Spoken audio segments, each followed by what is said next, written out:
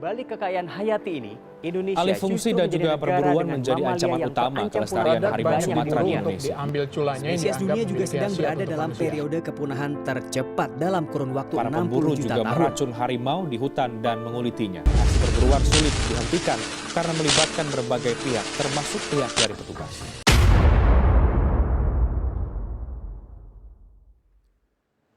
Halo semuanya. Apa pendapat kalian mengenai berita barusan?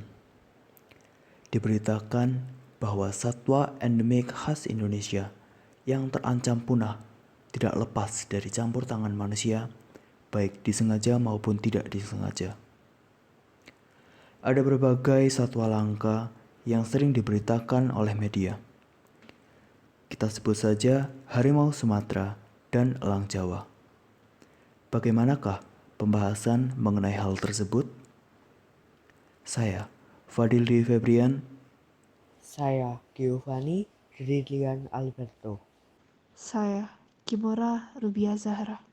Saya, Salsabila Firdausi. Selamat menyaksikan.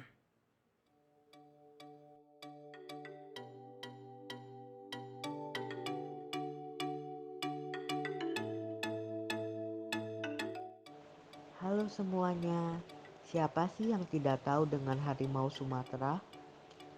Harimau Sumatera merupakan salah satu hewan khas endemik Indonesia. Harimau Sumatera memiliki tubuh yang relatif lebih kecil dibandingkan dengan harimau kontinental. Harimau Sumatera jantan dewasa bisa memiliki tinggi hingga 60 cm, panjang dari kepala hingga kaki mencapai 250 cm, dan berat hingga 140 kg. Harimau betina dewasa dapat memiliki panjang rata-rata 190 cm dan berat hingga 91 kg. Warna kulit harimau Sumatera relatif lebih gelap, mulai dari kuning kemerah-merahan hingga oranye tua, dan juga memiliki garis loreng yang lebih rapat. Saat ini populasi harimau Sumatera yang ada hanya sekitar 400 ekor. Dengan status kritis, saat ini tersisa di dalam blok-blok hutan, dataran rendah, lahan gambut, dan juga hutan hujan pegunungan. Populasi harimau Sumatera terancam oleh perburuan liar dan perdagangan ilegal.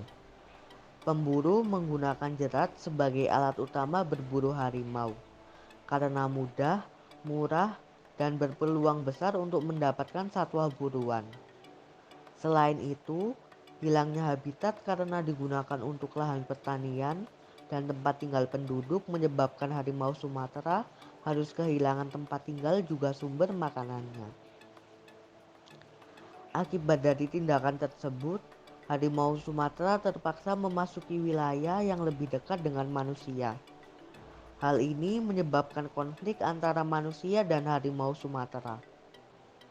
Konflik ini seringkali berakhir dengan harimau yang dibunuh atau ditangkap karena tersesat memasuki daerah pedesaan atau pemukiman warga, akibat perjumpaan tanpa sengaja dengan manusia.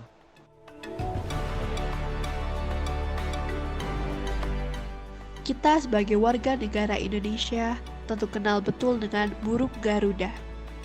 Burung Garuda sendiri merupakan lambang negara Indonesia yang dipilih dari bentuk jelmaan elang Jawa. Namun sayangnya, bentuk jelmaan dari burung Garuda ini hampir mengalami kepunahan.